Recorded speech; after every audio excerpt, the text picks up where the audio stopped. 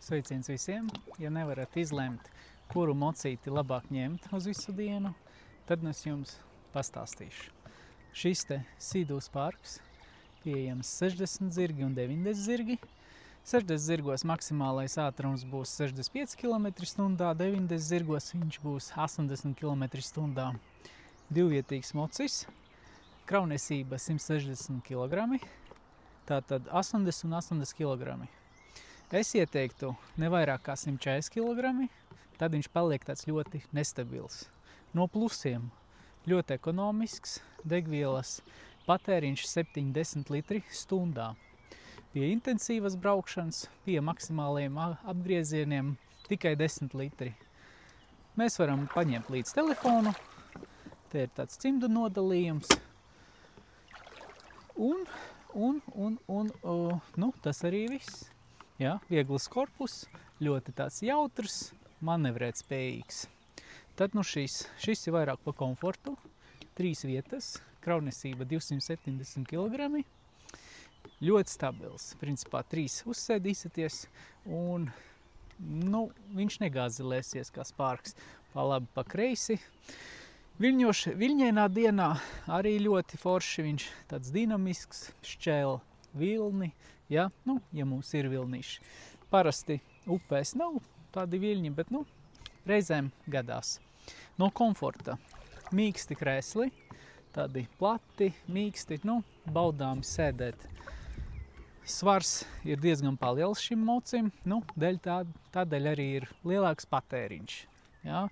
Patēriņš uz 100 zirgiem, ja jūs ņemsiet 100 zirgus, patēriņš būs 20 litri, 25 apmēram tā. Ja jūs ņemat 130 zirgi, tad patēriņš jau var izaugt 30-35 litri.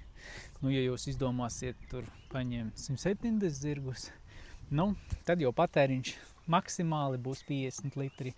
Vidēji 30 litri jārēķina, varbūt 40, kā, atkarīgs kādi braucēji. Tad vēl no plusiem ir aizmugurē kāpslīdes pakāpiena, varam ļoti atvieglina vienkārši uzkāpšanu uz mocīšu. Tad mums ir lielāks cimdu nodalījums, varam paņemt tur ūdens pudelīti, telefonu līdz.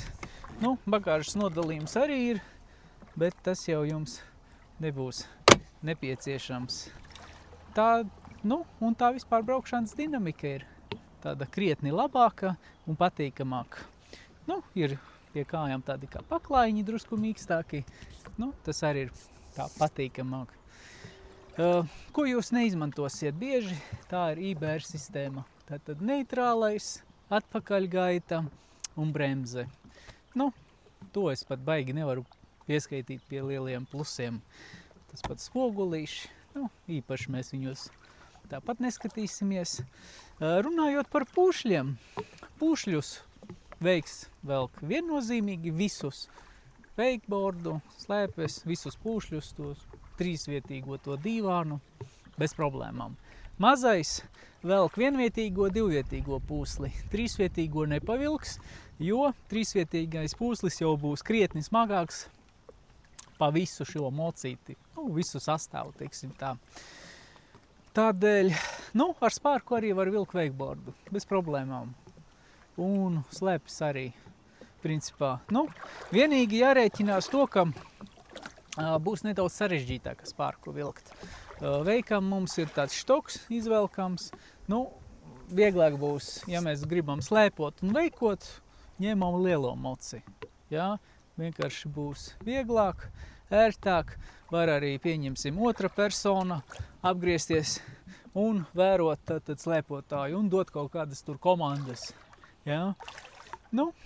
Tā, par ātrumu runājot, veiks ar 100 zirgiem ies tur kādi 68 km/h, ar 130 zirgiem ies 80 km/h un 170 zirgi būs 95 km/h apmēram.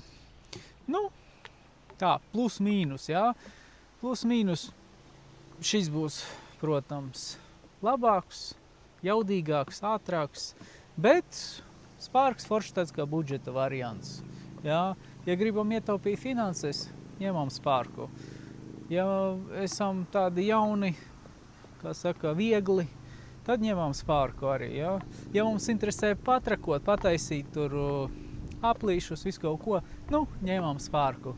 Ja mūsu nodomi ir atpūsties, izbaudīt vairāk atpūtu, pabraukāt divatā, trietā, pavalkāt pūšļus, nu, tad jāņem lielais. Nu, ko zināju, to pastāstīju. Tagad izvēlaties un tiksimies uz ūdens.